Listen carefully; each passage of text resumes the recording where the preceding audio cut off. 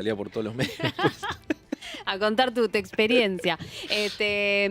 Pero bueno, ahora cambiamos un poquito de tema, o no tanto tal vez, vamos viendo, porque llegó nuestro invitado del día de hoy, Juan Marino, diputado nacional de Unión por la Patria, militante y fundador del Partido Piquetero y de la Unidad Piquetera, que ahora estás con el Movimiento de Derecho al Futuro también, ¿verdad? Así es, bueno, muchas gracias por la invitación. No, gracias a vos. Acá andamos, en la Bien. lucha. En la lucha. Literal. Totalmente, Sí. totalmente. Hoy nos acordábamos un poco del momento de tu asunción como diputado, ¿no? De cuando Sergio Massa asumió como ministro de Economía. Correcto. Un momento bastante convulsionado del país que yo pensé que había sido... ¿no? Bastante Sí. inédito, además. Yo pensé que había sido hacía mucho menos y la verdad que ya son como 3 años, ¿no? Sí, 2022. 2022. Correcto.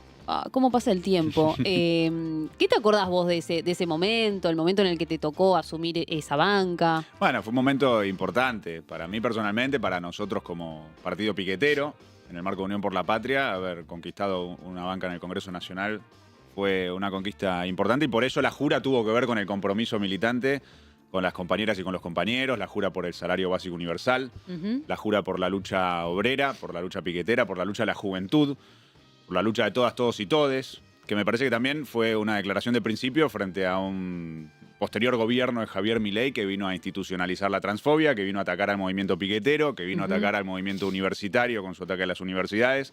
Así que también sentó un poquito las bases de con qué posición íbamos a abordar el ascenso de la derecha que ya estábamos vislumbrando y luego la Claro. asunción de Milei. Claro, sí, en ese momento un poco se veía venir, pero yo creo que hasta el último momento del balotaje nadie estaba tan convencido ni tan seguro de que Javier Milei iba a ser el presidente de los y las argentinas. No, la hipótesis principal era la de polarización entre nosotros y Juntos por el Cambio. Ujú. Después se transformó en un escenario de tercios y en ese escenario de tercios se logró entrar al balotaje. Nosotros ya veníamos advirtiendo en la campaña electoral por los informes que nos pasaban las compañeras y los compañeros de la militancia en los barrios que él tenía una alta intención de voto y nosotros ya habíamos advertido también el riesgo del triunfo de la derecha en un libro que sacamos, Estrategia Militante, aquí y ahora, Sí. donde queríamos trasladar la experiencia de nuestra participación en el Jujeñazo, donde veíamos que lo que estaba haciendo Morales en el Fue Jujeñazo... cuando fue la reforma constitucional, ¿no? Exactamente, donde el trabajo de persecución contra las organizaciones piqueteras, de docentes, de estatales, que encabezó Gerardo Morales, era un antecedente de y un laboratorio de lo que creíamos que venían a hacer a nivel nacional. Claro. Bueno, Milei lo vino a hacer de forma recargada, como él mismo dijo en ese momento en el Jujeñazo, que él dijo que lo hubiese hecho todo mucho más violento, más represivo, que hubiese metido en canas a todos, y ahora lo que están intentando hacer con Patricia Bullrich. Mira, bueno, también la alianza con el PRO en ese momento, que todavía estaba entre nosotros, y con Patricia Bullrich, que una semana antes se detestaban, digo, Sí. también fue vital para que Totalmente. Sin ocurriera. Macri, Milei no hubiese sido presidente. Macri se tiene que hacer cargo de que en gran parte es el padre de esta criatura. Ujú. Totalmente. Y Sí. terminaron así como terminaron, ¿no? Fagocitándose al PRO. Cría cuervos y te comerán los ojos. Ahora el PRO está completamente fagocitado dentro de la Libertad Avanza. Sí, sí, o sea, Macri hoy es una figura bastante desdibujada, no la daría por terminada, pero sí una figura bastante desdibujada a nivel político. Sí, pero Milei hasta lo boludea diciendo que puede ser un embajador que ande dando vueltas por el mundo, ¿no? Un embajador Claro. simbólico de Argentina. A ese Claro. nivel llegamos de boludeo literalmente de parte de Milei hacia el PRO y el PRO que no se defiende a sí mismo como partido, con su propia fisonomía, con su propia personalidad y así terminaron. La elección de la Ciudad de Buenos Aires fue una demostración de eso. No solo de su liquidación política atrás de la Libertad Avanza, sino también incluso en el caso particular de la ciudad del desastre que es Jorge Macri gobernando, Ujú. que de todos los gobernadores que adelantaron las elecciones fue el único que perdió de forma abrumadora. Entonces Sí. ese es el nivel de descomposición del PRO. Ya está, chao Macri, se terminó el PRO. Y bueno, ahora tenemos el desafío en la elección de la provincia de Buenos Aires, 7 de septiembre, después en la elección de octubre, de enfrentar a la Libertad Avanza y derrotarlos. Claro, bueno, ahí me das el pie, ¿no?, para preguntarte concretamente cómo viviste el cierre de listas del sábado, ¿no? Se habló mucho acerca de esto, del corte de luz, de las peleas, de la pelea irreconciliable entre Máximo y Kicillof. ¿Qué viste vos? Me parece que independientemente de las anécdotas de los días del cierre de listas, lo importante es contextualizarlo, porque una cosa era la discusión que teníamos antes de la proscripción y el encarcelamiento de Cristina, y otra cosa es después, porque en el medio hubo un cristinazo. La movilización del 18 de junio fue una movilización de características históricas, en nuestra opinión, y eso es uno de los grandes factores ordenadores que creo que contribuyó al hecho de que hubiera una lista unificada, que es O Fuerza sea, hubiera Patria. sido mucho peor si, en el caso de si Cristina no hubiese estado presa. hubiera sido una dispersión mucho mayor. Había una situación distinta antes, porque la discusión que primaba tenía que ver con las discusiones que teníamos sobre la necesidad de tener una legislatura que sí apoye al gobernador, que sí le vote el presupuesto, que sí le vote la ley de fiscal, bueno, la ley de endeudamiento, todo el paquete de leyes Claro. que necesita el gobernador para gobernar. Ese era el centro de la discusión, porque es una elección legislativa, es una elección provincial. Se eligen legisladores provinciales, se eligen concejales y se eligen consejeros escolares. Bueno, luego hubo una decisión de la Corte Suprema de alterar toda la democracia en el país, terminar con la democracia, iniciar esta especie de dicta blanda donde no podemos elegir libremente proscribiendo a Cristina. Cristina ya era candidata en la provincia de Buenos Aires, o sea que fue un ataque a la democracia bonaerense también. Entonces cerrar filas contra el golpe de Estado judicial, cerrar filas contra Javier Milei, fue un mandato popular y eso fue la decisión que ordenó la construcción de Fuerza Patria. Nuevo, naturalmente, hay que ver qué proyección tiene hacia adelante y si efectivamente es la expresión de una transición en el propio peronismo a nivel nacional, donde el liderazgo del gobernador Axel Kicillof fue un rol muy importante. Claro. No hay que olvidarnos que él convocó a construir un gran frente opositor para derrotar a Milei, no solo en la provincia de Buenos Aires, sino a nivel nacional. Entonces es un gran punto de apoyo para lo que nosotros proponemos, que es la construcción de un frente antifascista de toda la oposición para ganarle a Milei. Lo planteábamos para estas legislativas, no ocurrió, y la oposición va dividida en estas legislativas. No me refiero al peronismo, me refiero a toda la oposición. Claro, ¿con quiénes tendría que haber ido el peronismo, digo, para tener ese gran frente? Con todos los partidos políticos que defienden la Constitución y la democracia. Todos. Hubo una decisión del resto de los partidos de no pronunciarse a favor de ese frente. Hubo una decisión también de una gran parte del peronismo de no pronunciarse a favor de un gran frente opositor. Las elecciones se adelantaron, muchas de ellas en las provincias, entonces vamos a un esquema de dispersión en ese sentido. Por lo tanto, estas elecciones de medio término van a ser la medición de fuerzas, donde cada gobernador y cada partido político va a medir sus fuerzas en las elecciones adelantadas, y eso va a permitirnos tener en claro cuál es el músculo que tenemos para construir un frente de todas esas expresiones para las presidenciales del 27 y ganarle a Milei en el 27.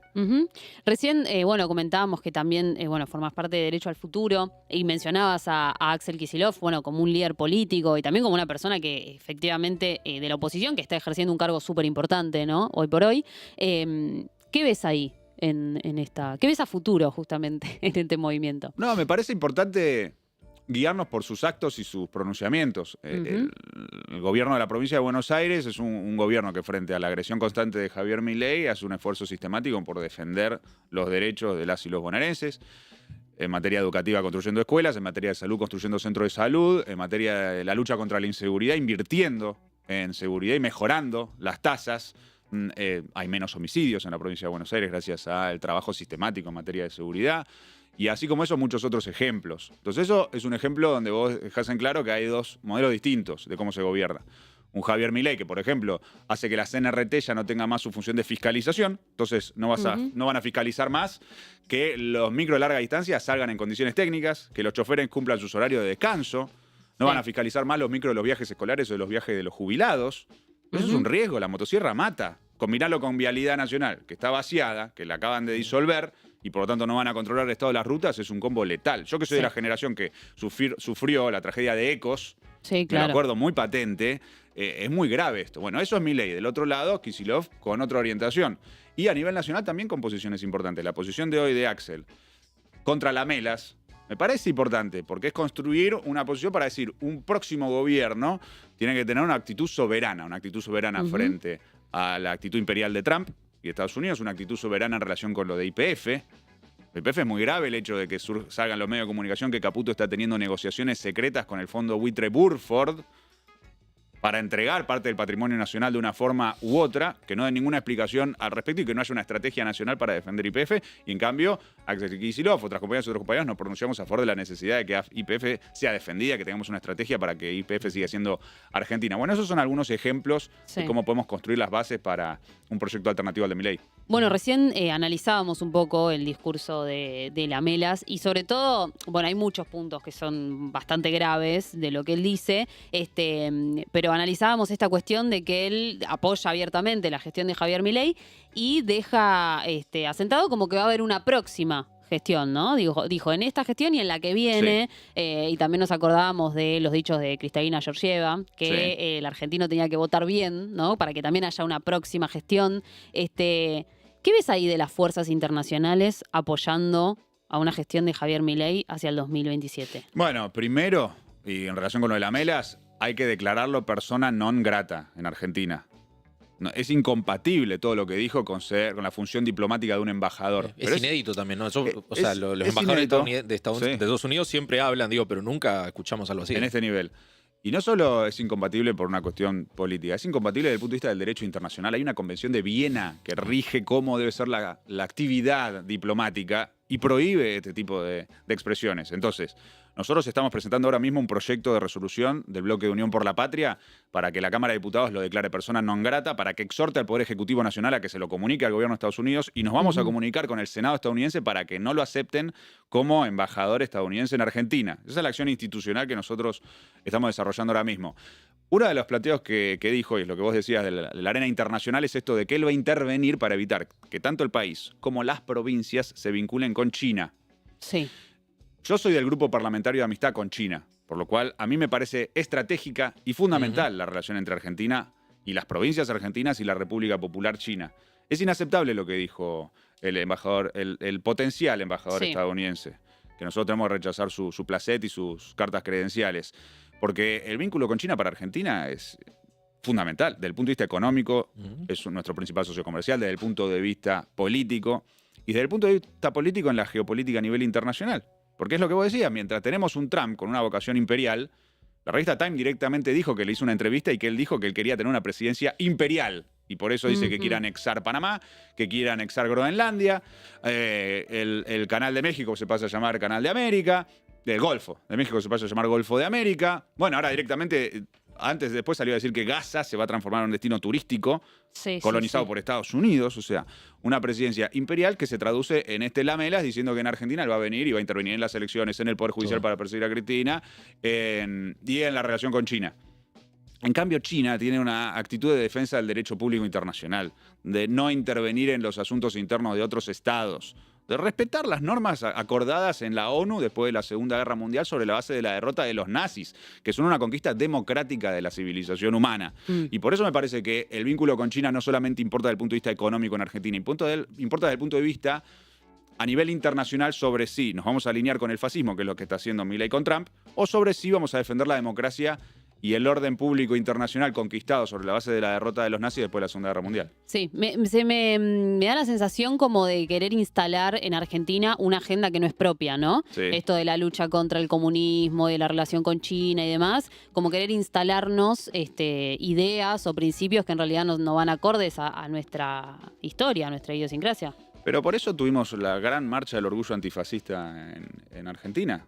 Yo pienso que eso fue un hito muy importante, que no hay que pasarlo por alto. La del 1 de febrero. La del 1 de febrero, que tuvo que ver con el hecho de que Milei decidió alinearse, luego que asumió Trump, con Trump y Musk en el discurso anti-woke, en la institucionalización de la transfobia, en el discurso agresivo contra los inmigrantes. Y frente a eso hubo una respuesta popular. En Estados Unidos, que hubo manifestaciones multitudinarias, y en Argentina, que hubo la gran marcha del orgullo antifascista. Por eso cuando nosotros decimos frente antifascista, registramos estos dos fenómenos.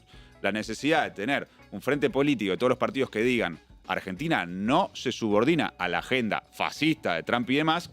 Y por otro lado, los partidos políticos escuchamos esa enorme movilización popular que explícitamente dijo antifascismo y únanse para enfrentar esto, y le queremos dar un cauce político a ese movimiento popular que se moviliza en la calle de nuestro país. Te quiero llevar de nuevo a China.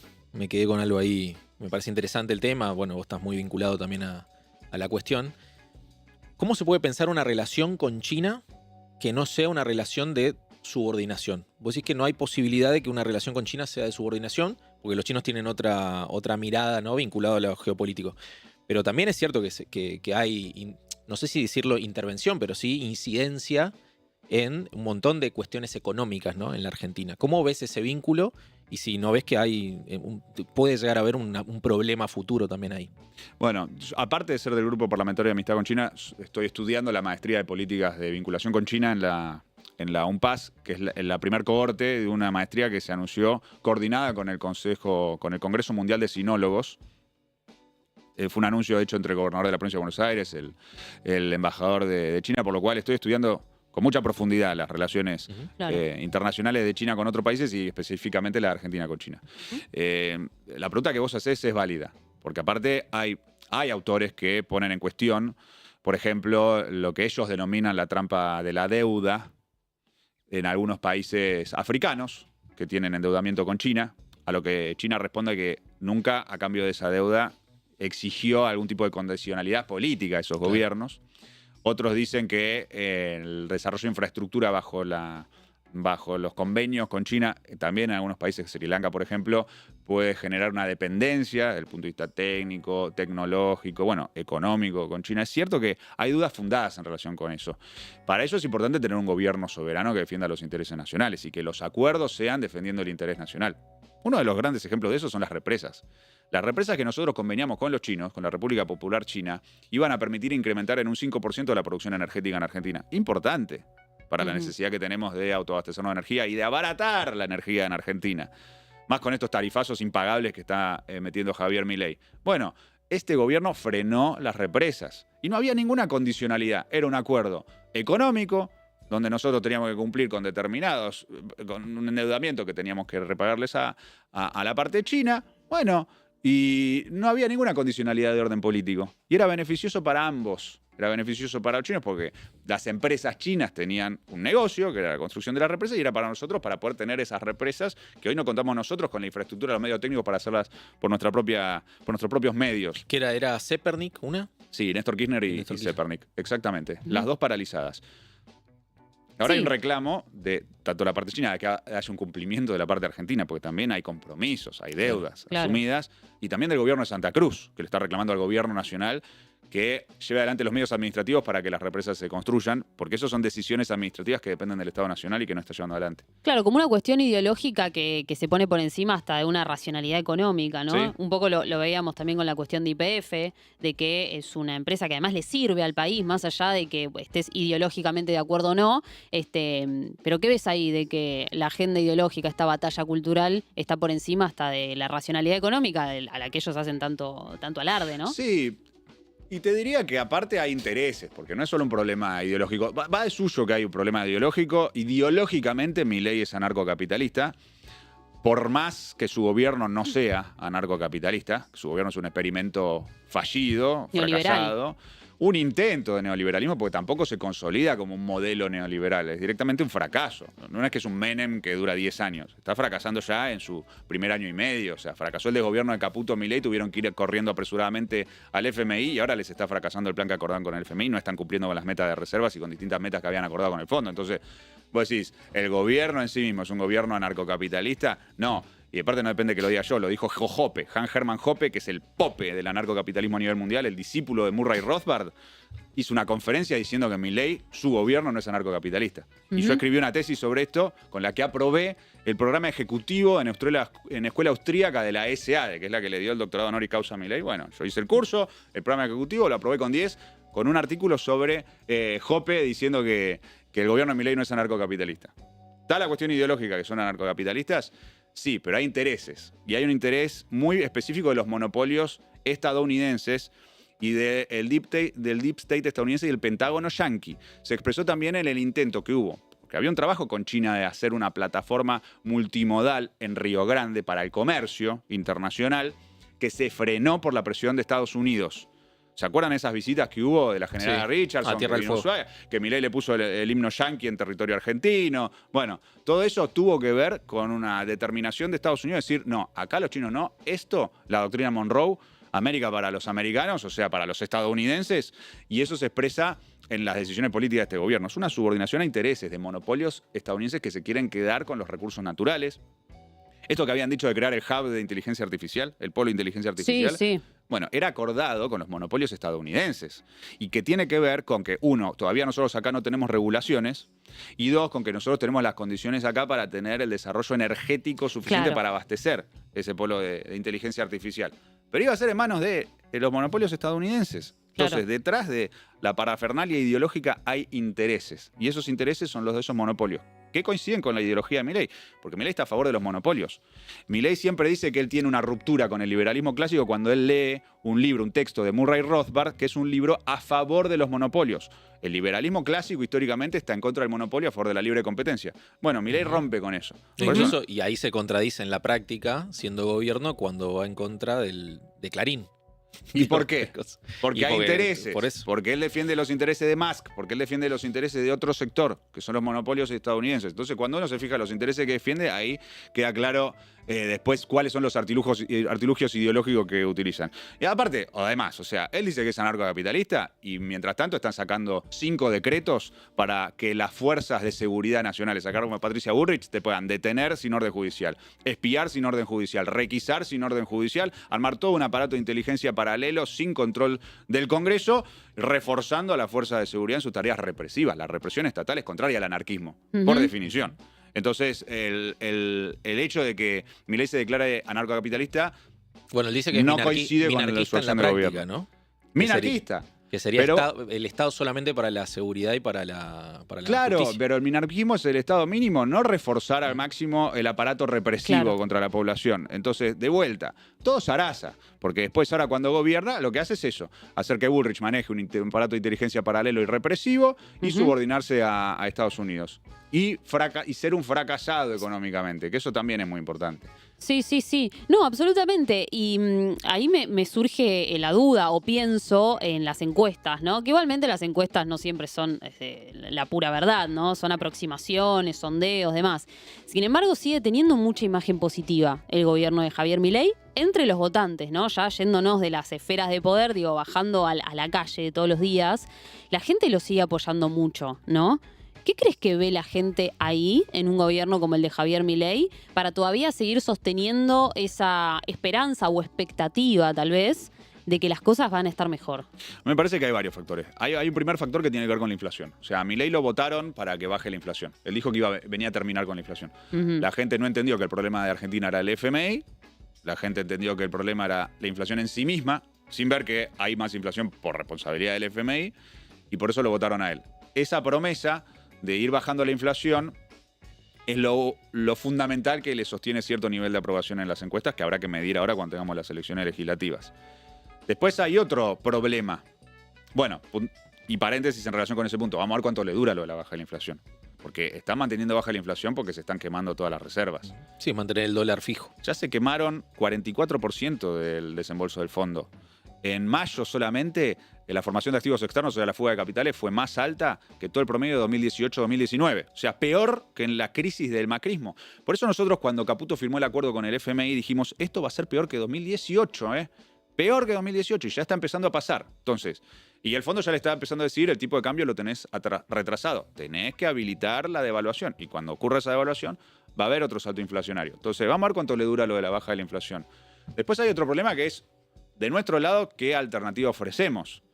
Porque también tiene que haber una alternativa que genere la expectativa, la esperanza, la confianza para decir, bueno, lo sacamos a Milei, ¿a quién ponemos? Y ahí es donde está la crisis en la que está la oposición. Existe una crisis de la oposición en la Argentina. No es que acá no ha pasado nada en la oposición. Y esa crisis de la oposición hay que resolverla. El MDF es un principio de solución. Es un principio de solución. Sobre todo por el planteo del gobernador Kicillof de armar un frente de toda la oposición para ganarle a Milei. Nosotros, como partido piquetero, en abril del año pasado sacamos un libro que son las tesis de abril, que todo el que esté mirando las puede buscar, o nos pueden escribir al WhatsApp y se las mandamos, que es 1131435434. Muy bien, después Así lo ponemos acá en el Ahí va. graph. Nos mandan en el WhatsApp, les mandamos el libro, tesis de abril, nuestro planteo para derrotar a Milei. Una propuesta para reordenar a la oposición, porque nosotros ya advertíamos ahí, también hay una crisis en la oposición, también hay bronca popular en la oposición. Yo lo mido en todas las manifestaciones, con la gente que está en la marcha que me dice, basta, únanse, júntanse, veamos cómo hacemos para frenarlo, veamos cómo hacemos para derrotarlo, no puede ser esto que está pasando. Porque nuestro pueblo, el pueblo que lucha, registra la gravedad de la situación, que esto es un genocidio económico, que están matando la democracia y que hay que ponerle un límite y que hay que decirle basta a Milei. La oposición debería estar a la altura de esas manifestaciones. Entonces, para eso, bueno, tiene que haber una estrategia opositora para derrotar a Milei. Nosotros tenemos nuestra propuesta en las tesis de abril. Y eso es lo que hace falta también para que haya una confianza de la población en querer ir a votar y en querer ir a votar contra Milei. Y no es medio ahí contraproducente. Se habló mucho, ¿no?, estos últimos días de las candidaturas testimoniales, ¿no? Creo que en el plano, por lo menos en el oficialismo provincial, ahí la candidatura principal va a ser la de Verónica Magario, vicegobernadora, en la tercera sección. ¿Eso no es contraproducente para interpelar? No me consta que sea testimonial la candidatura de de Verónica, tampoco la de Cato. Además, entiendo que el gobernador propuso que sean las cabezas de la primera y de la tercera sección electoral porque son dos compañeros, una compañera y un compañero que tienen una buena medición electoral en la provincia de Buenos Aires. Por lo cual no veo que haya una... Yo lo digamos, decía por la supuesta testimonialidad, pero también porque siguen siendo las mismas caras. Bueno, pero de vuelta, son compañeros que, a juzgar del gobernador, que maneja probablemente mucha mejor información que yo sobre las encuestas en la provincia, sobre la opinión popular en la provincia, son compañeros que tienen una alta intención de voto. Entonces son compañeros que generen un rechazo, una apatía. Incluso te diría en el caso de Cato Pois, es un ministro que labura sistemáticamente. A pesar del boicot del gobierno nacional que ha desfinanciado toda la obra pública, está colocándose al hombro el desarrollo de la obra pública con financiamiento provincial. Y bueno, el gobierno de la provincia de Buenos Aires, con Cato a la cabeza en ese sector, sigue construyendo obra pública. Y es muy importante, y eso los vecinos y las vecinas de la provincia de Buenos Aires lo ven. Entonces, no, en ese sentido no me parece que sea un problema. Sí te diría que hay otros problemas que generan desilusión o que generan frustración, que es el internismo permanente, que en vez de estar colocando la atención y la energía en juntarnos todos para derrotar a Milei, estamos con internas expuestas a cielo abierto que no están orientadas en discutir cómo derrotar a Javier Milei. Y eso a la gente le da bronca. Nos dicen literalmente, dejen de pelearse y júntense para ganarle a Milei. Bueno, yo creo que eso hay que escucharlo. Nosotros lo planteamos en ese sentido en las tesis de abril. Dijimos, basta de internismo, hagamos externismo, o sea, juntémonos los que venimos a Unión por la Patria y vayamos a buscar a otros aliados para aislar a Milei y ganarle. Y el gobernador, cuando planteó, hagamos un frente opositor contra Milei, también hizo un planteo en ese sentido. Que el resto de las dirigentes y los dirigentes se tendrían que pronunciar. Sí, bueno, también en relación a lo que decía Pedro y lo que comentabas recién, la cuestión de la apatía política, ¿no? La cantidad de gente que no está yendo a votar. Sí. Se decía un poco que también estas caras conocidas que tienen mucha intención de voto, era también como para poder pujar en ese sentido, bueno, que la gente se presente a votar y demás. Sí. ¿Cómo es la cuestión del ausentismo electoral? Bueno, es esto que decíamos, porque muchas de esas compañeras, esos compañeros, esas vecinas y vecinos, esos laburantes que no están yendo a votar, es gente que nos votaba a nosotros antes que votó o a Unión por la Patria en su momento, o al Frente de Todos, y ahora no está yendo a votar. Entonces yo creo que hay ahí una función de recuperar la tarea militante de ir a buscar a esas vecinas, a esos vecinos, a esas trabajadoras, a esos trabajadores, para entusiasmarlos y convocarlos al voto. Y esa dinámica militante hay que recuperarla, no está garantizada, ¿eh? Una de las cosas que nosotros planteamos en el plenario fundacional del MDF fue la necesidad de que el MDF sea un instrumento militante. O sea, que más allá del proceso electoral, sea un instrumento a favor de agrupar a la militancia, sus multisectoriales, sus plenarios, sus reuniones, en los lugares de laburo, en los lugares de estudio, en los barrios, y que desde ahí vayamos a buscar a nuestro pueblo, a hablarle a nuestro pueblo, a dirigirnos a nuestro pueblo. Del otro lado tienen un aparato comunicacional orientados sistemáticamente a atacarnos a nosotros y a defender al gobierno, la mayoría de los medios de comunicación, el trabajo que hacen en redes sociales. No tienen militancia, no la tienen. Nosotros tenemos la militancia, pero la militancia necesita una organización, necesita un norte, necesita una estrategia y necesita saber cómo y qué ir a discutirle a nuestro pueblo. Y si nosotros logramos eso, es muy probable que logremos volver a concitar la atención, la expectativa, la esperanza de nuestro pueblo y lograr que vengan a votar, superar esa apatía. Nosotros apostamos a eso. También es un llamado que le hacemos a la gente que marcha. Porque así como tenés apatía en las elecciones, tenés las marchas más grandes de la historia de las últimas décadas en Argentina. Desde que yo milito, las marchas contra Milei son las más grandes de las que yo tengo memoria. Entonces, todas esas compañeras y todos esos compañeros que vamos a las marchas, todas y todos después, ¿somos militantes? Después de eso, ¿vamos a recorrer el barrio, hablar con la vecina, hablar con el vecino? Vamos en el lugar de laburo y empezamos a organizar la comisión interna, la reunión con los compañeros de laburo, o en el lugar de estudio, el centro de estudiantes, organizar esos espacios de poder popular. Me parece que esa es una tarea importante, que cada luchadora, cada luchador se transforme en militante político y se reúnan con compañeras y compañeros de distintas organizaciones que militen en la organización que quieran militar. Nosotros ofrecemos un puesto de militancia y de lucha en el partido piquetero. ¿No te gusta el partido piquetero? Tenés un montón de otras opciones. Ponete a militar y con eso nosotros vamos a poder lograr tener mejores condiciones para superar esta apatía y que nuestro pueblo concurra masivamente a las urnas y le ganemos a Javier Milei. Sí, completamente. Ahí el terreno digital también es un espacio al que hay que disputar. Sí, sí. Por eso es un laburo muy bueno el que hacen ustedes. Es un laburo muy bueno el que hacen muchas compañías y muchos compañeros que están haciendo un esfuerzo sistemático para disputar en las redes sociales. Bueno, nosotros mismos también hacemos un intento combinando nuestra militancia del Partido Piquetero con nuestra actividad en el Congreso Nacional, la mía como diputado nacional. Muchas veces me han dicho, ¿por qué los diputados no salen a explicar más lo que pasa en el Congreso, cómo se conecta lo que pasa en el Congreso con lo que pasa en la calle? Entonces nosotros hacemos un esfuerzo sistemático para que las redes sociales sean un instrumento para establecer esa comunicación. De hecho, la conexión entre el Congreso y la calle es algo que nos ha permitido lograr grandes conquistas. Por ejemplo, el hecho de que lo de los jubilados se haya convertido en una causa de todo el pueblo y que haya ganado legitimidad social nos permitió lograr votar en el Congreso el restablecimiento de la moratoria y el aumento para los jubilados. Lo mismo lo de las personas con discapacidad, que sus familiares y las personas con discapacidad hicieron un gran movimiento de lucha, lo articulamos en el Congreso y logramos una mayoría opositora y votamos la emergencia en discapacidad.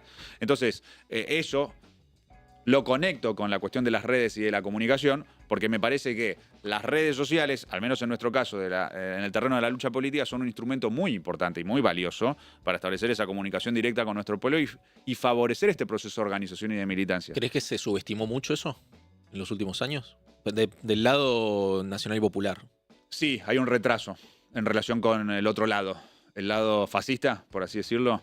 Bueno, el libro de los ingenieros del caos es muy claro en ese sentido, de cómo ellos utilizaron desde un primer momento las redes sociales para, en el caso de Beppe Grillo en Italia, Trump en Estados Unidos, Bolsonaro en Brasil, Orbán en Hungría.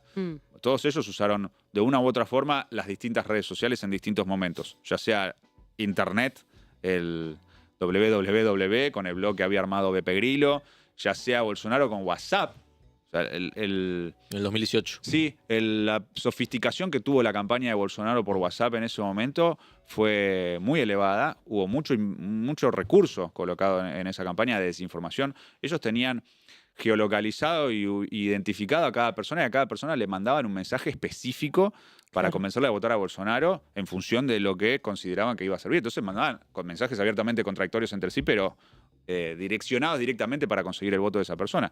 Bueno, y así como eso, muchos otros ejemplos. Todos dicen que Santiago Caputo se inspira en los ingenieros del caos. Algunos le dicen que es el ingeniero del caos en Argentina. Él mismo creo que se autodenomina así. Que es el estratega comunicacional de Milei. Y sí, efectivamente, ellos desenvolvieron una actividad en ese terreno a la cual nosotros tenemos que identificar primero, porque es una enorme maquinaria de manipulación psicológica de las masas.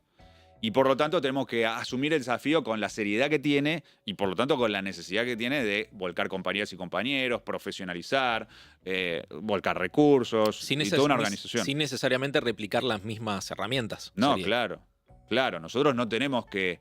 Como diría Walsh, nosotros tenemos que militar la verdad. Ellos usan las redes para manipular psicológicamente a las masas. Nosotros tenemos que usar las redes para militar la verdad y promover la organización de esas masas.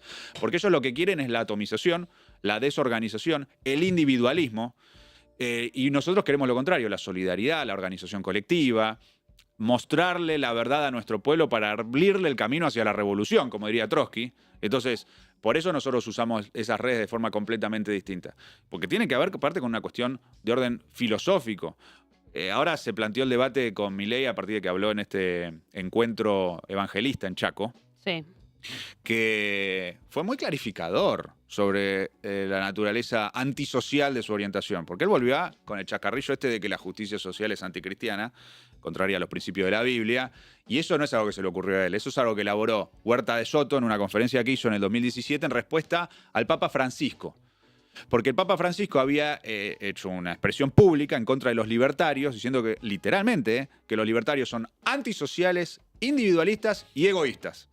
Y frente a eso salió Huerta de Soto a armar una ideología para enfrentar al Papa Francisco. Dios es libertario. Diciendo que Dios es libertario. Yo hice una publicación diciendo pretenden privatizar a Dios. Es una cosa muy osada y solo un bruto puede decir que Dios es libertario. Porque yo que soy ateo y marxista, te digo que sé que la naturaleza de Dios es universal, por su propia naturaleza. No es ni libertario ni ninguna otra cosa, es universal. Entonces, nosotros, como ateos y marxistas, tomamos una definición clara en ese sentido. Estamos con el Papa Francisco, con la hermandad, con la fraternidad y con la solidaridad contra el individualismo, el egoísmo y el carácter antisocial de los Milei de este mundo. Y eso se expresa también en el trabajo en redes sociales que nosotros promovemos. Por ejemplo, ayer yo saqué un video firmado junto con la Junta Interna de la CNRT demostrando lo que están haciendo quitándole la fiscalización y la gravedad que eso tiene. Ese es un solo ejemplo. O el otro día nos juntamos con los electrodependientes en la Cámara de Diputados y tratamos de hacer materiales para las redes sociales que tengan capacidad de viralización para mostrar que el gobierno no les está renovando el registro a los electrodependientes, que necesitan ese registro para tener un subsidio, para no tener que pagar la luz, porque no pueden pagar la luz, porque gastan tanto de luz, porque son electrodependientes y su vida depende de eso, que necesitan eso, que es una ley que se conquistó con la lucha de los electrodependientes bajo el macrismo y que este gobierno no está cumpliendo. Entonces, son ejemplos de las causas populares que nosotros buscamos mostrar en las redes y el llamado a la organización que nosotros buscamos en las redes. De hecho, nosotros hacemos un llamado explícito a que lo de las redes esté conectado con la organización militante. Y lo repito, a sumarse a militar. Los que quieran en el partido piquetero, en el partido piquetero. Los que quieran en el MDF, en el MDF. Los que quieran en la Cámpora, en la Cámpora. Los que quieran en el PCR, en el PCR. Pero sumarse a militar. Para eso tiene que estar a disposición las redes sociales. Sí, absolutamente. Me quedé con esta cuestión del fascismo, ¿no? Que surgió en la charla. ¿Qué le dirías a los que sostienen que es un error decir que el gobierno de Milei es fascista? Mismo, ni siquiera gente, demasiado opositora, gente más institucionalista, que te dice, bueno, fue un gobierno electo democráticamente, es un gobierno que todavía tiene mucho apoyo popular. ¿En qué sostenés vos esta cuestión de decir que el gobierno de Milei es fascista? Bueno, el fascismo no significa que no tenga apoyo popular. De hecho, Hitler ha ganado elecciones y contaban incluso con un grado de movilización de la pequeña burguesía en sus países, Alemania, Italia, masivo. Entonces, eso no es la definición. Para nosotros lo fundamental a la hora de definir el carácter fascista de la orientación de Milei. La orientación de Milei, porque ideológicamente Milei es anarcocapitalista, que es una corriente distinta al fascismo, no es fascismo. Está vinculada a los libertarios de Hayek. Hayek es una escuela libertaria que no es ni fascista ni tampoco comunista, así se define él mismo. Entonces, desde ese punto de vista, no es fascista, pero cuando uno analiza su posicionamiento, sobre todo internacional, es cuando uno puede decir, bueno, está alineado con el fascismo. Y sobre todo con la asunción de Trump. Eso es lo que marca un punto de quiebre. Claro. Por eso nuestro pueblo fue tan sabio al decir marcha del orgullo antifascista. Porque es lo que yo le decía antes. O sea, ¿qué es lo que define al fascismo en primer lugar y antes que nada? El anexionismo. Eso era el fascismo de Hitler, que tuvo su Anschluss, como lo quiere tener ahora Trump con Groenlandia, con Canadá, con Panamá. Que nuestro presidente, que es un presidente latinoamericano, no diga nada, que el presidente de Estados Unidos dice que se quiere anexar Panamá, que es nuestra región, es gravísimo.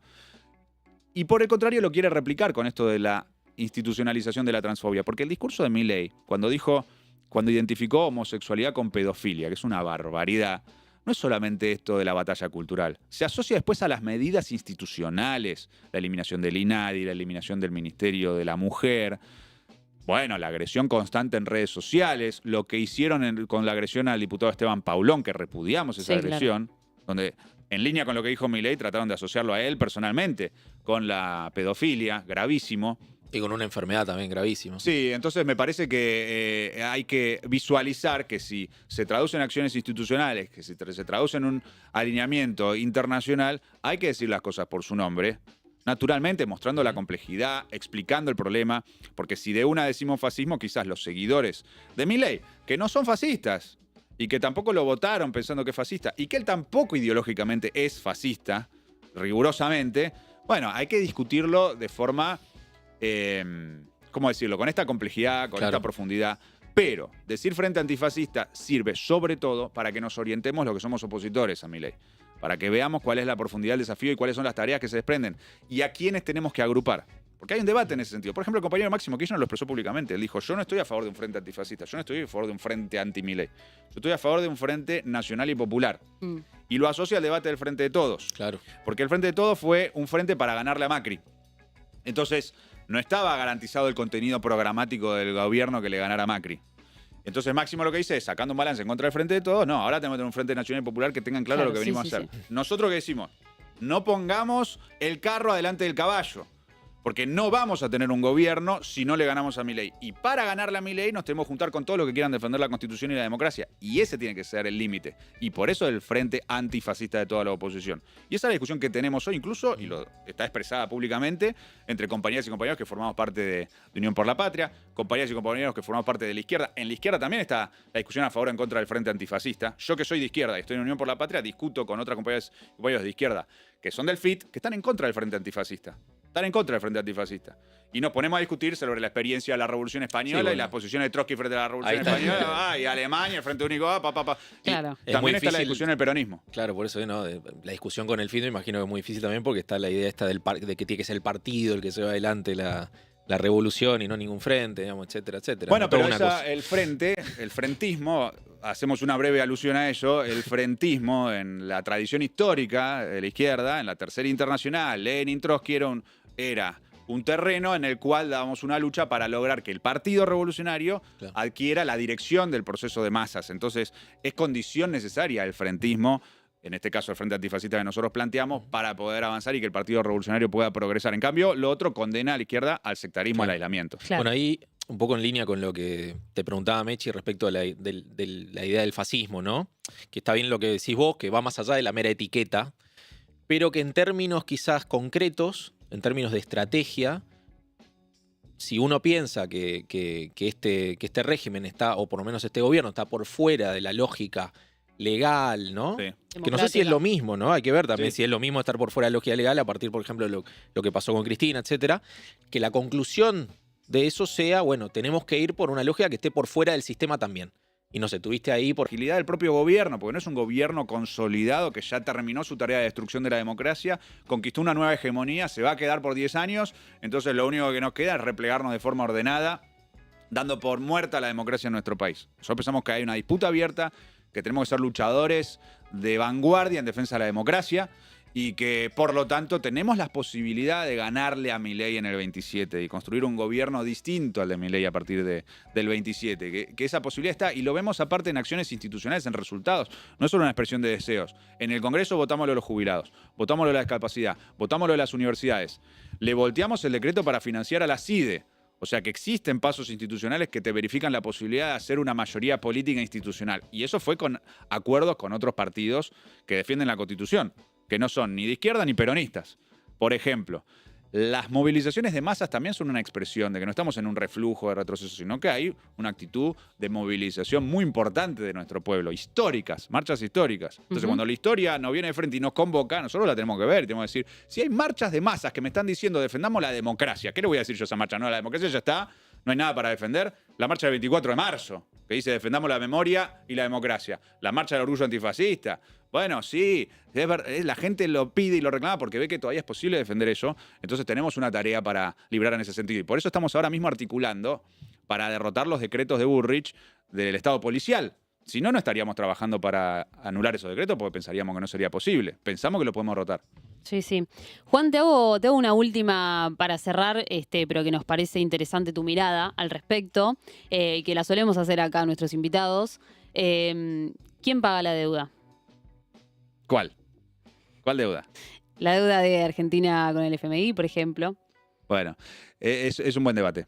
Nosotros hicimos una denuncia penal contra el último acuerdo con el Fondo Monetario Internacional por su carácter ilegal e inconstitucional. Contrario explícitamente a la ley y la Constitución, hicieron un acuerdo por decreto, lo cual está prohibido. Entonces, eso es una posición institucional, un precedente para que un próximo gobierno pueda ir a negociar a decir, esta que firmaste con Milei te la desconocemos. Solo podemos aceptar pagarla si forma parte de un acuerdo soberano más general que sea beneficioso para Argentina. Vos tenés un precedente en Argentina, que es la renegociación de la deuda y la quita que consiguió Kirchner. Ujú. Nuestra posición histórica como izquierda es no al pago de la deuda. Esa es nuestra posición histórica. Ahora, nosotros reconocemos que la mayoría del frente con el cual le podríamos ganar a Milei no está a favor de nuestra posición. Claro. Tiene una posición de que de alguna forma u otra hay que negociar, hay que pagar. Ahora, el sector mayoritario, el sector más importante del peronismo, que en esto creo que hay un acuerdo entre Máximo, Axel, Cristina, es, sí, negociamos, pero de forma soberana.